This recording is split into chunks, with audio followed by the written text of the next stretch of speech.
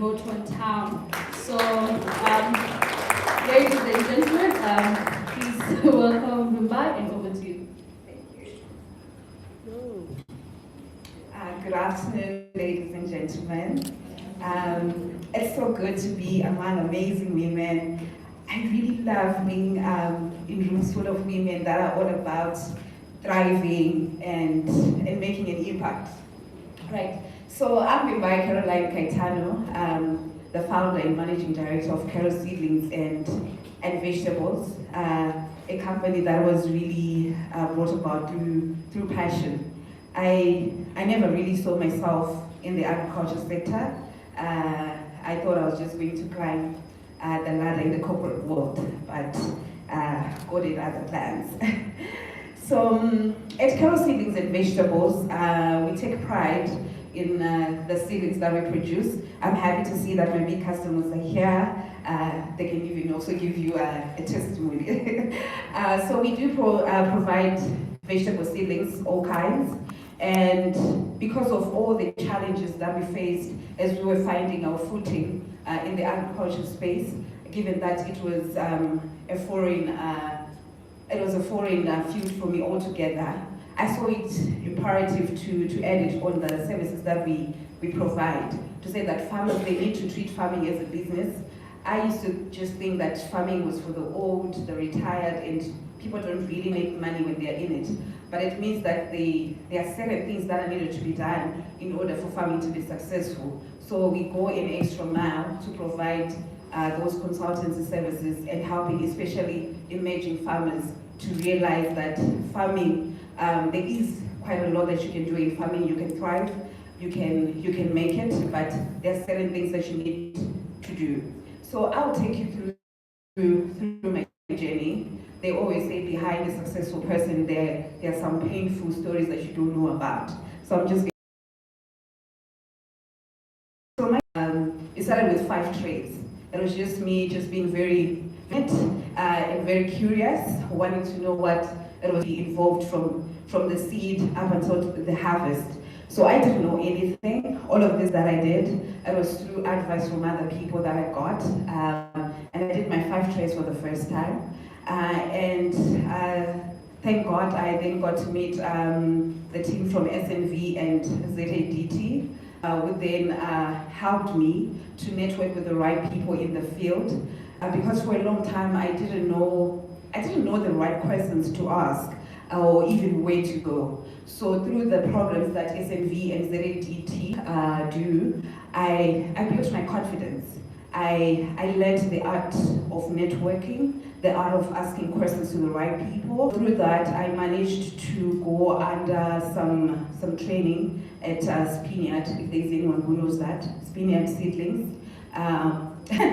Yes, so the late Mr. Brian Mawoyo, he really welcomed me and he said, come and learn as much as you can because I want to see you thrive. So thanks to him, the idea did not die because 2020 I was just like, maybe this is not it for me, I should just eat. But after his mentorship as well, he then encouraged that I need to have a greenhouse, but I didn't have money to then build a greenhouse. But because I was passionate, I really wanted to see it through. I improvised, which is what you're seeing in 2021. That was my makeshift. I was proud of it. I was just like, yes, girl, we are going somewhere. So we did that makeshift. And with the makeshift, we could only house like 30 trays. And with 30 trays, that's about 6,000 seedlings I could do at a time. So that meant I could only have like 1 or 2 customers at any given time.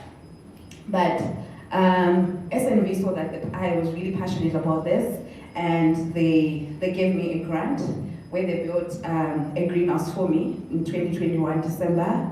And with that greenhouse, I could house 400 trays. So now imagine I'm coming from 30 trays to 400 trays.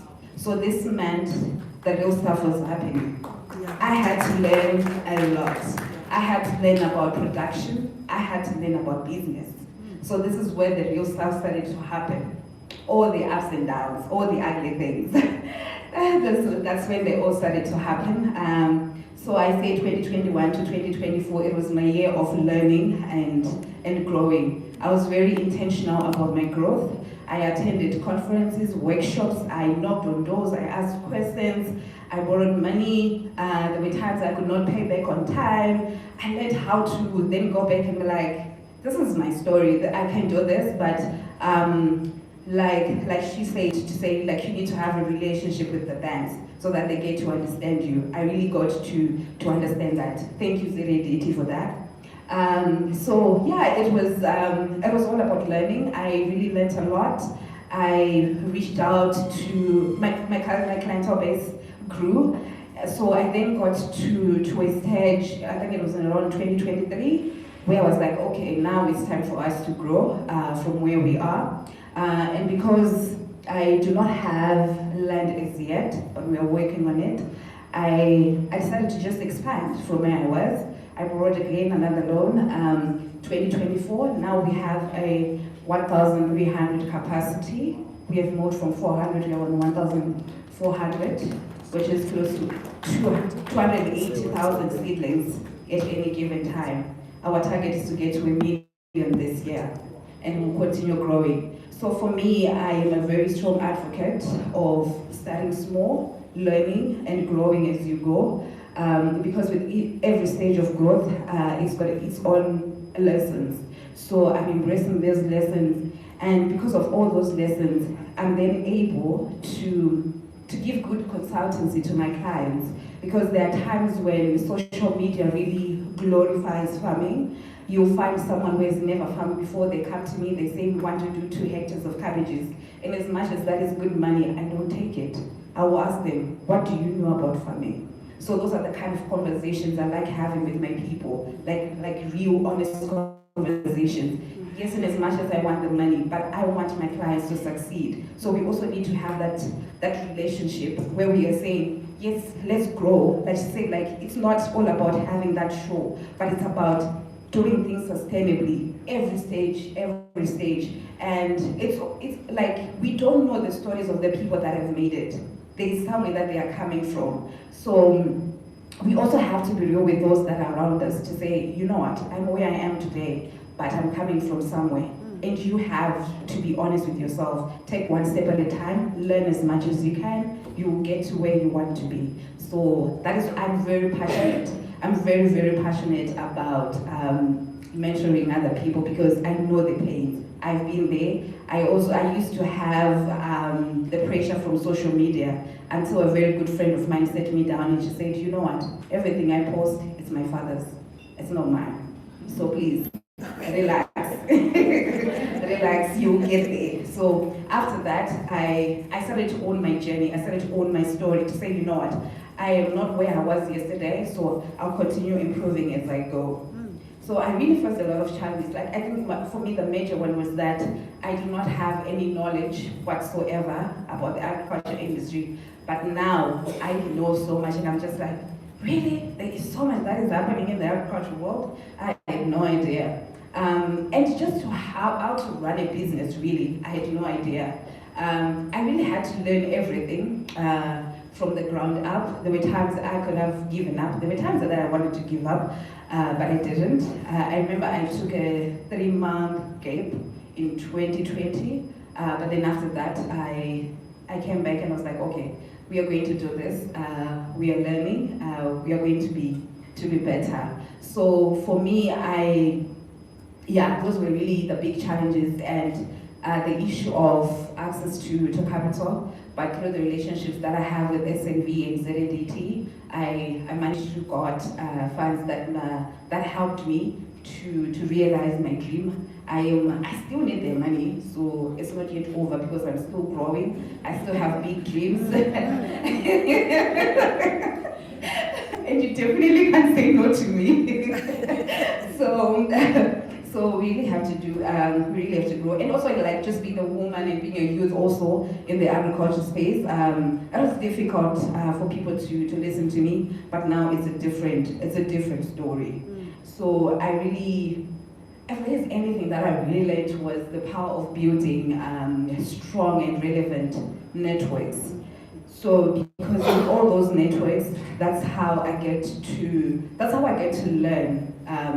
all the things that are happening in the agriculture space, when people that are very authentic, they share their stories, I get to learn something. I like what the chief director was saying, to say you need to look back and to say you wanted to get this, did you get that?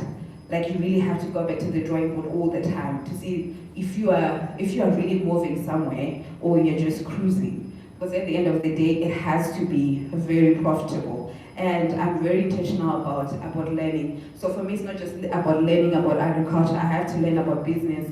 I have to learn about myself. Because if I am to pour into other people, I also have to be full. So it's a lot that we have to learn. There is so much learning that we have to continuously do. So, and to my fellow women, I just say, find your tribe. Find people that speak to you, people that resonate to you, people that are going to pour into you and you pour into them. You continuously learn because without, like, if you don't have like a strong network, it becomes so hard. You will think that your work is not amounting to anything. But if you have really close people that are to you, that can be real with you, you get to learn something, you get to grow, and be intentional about what it is that you want to learn, and continuously just have that vision to say, you know what, I'm going to get to where I'm supposed to be, and being kind to yourself, celebrating the small wins and all of that. And to the policymakers, like, women also need it on the table of decision making, because they know what us women are going through. So if we have a woman at the decision making table, I think it makes things a bit easy. And there's need for those continuous financial and mentorship trainings, because if you can just have like a once-off thing, it's not enough, because this journey is continuous. So we still need more to be invested in women, nurturing. Once you do that, we will imagine the impact that they will have. Thank you. Thank you very much. Sorry for having a second-class facilitator. Our capable lady had to leave, and the next capable lady is only coming after lunch. So, ladies, you have to do with me. But maybe it's a good example. You have a brilliant presenter first, and then you have a mediocre in the middle, and you have another good one in the end.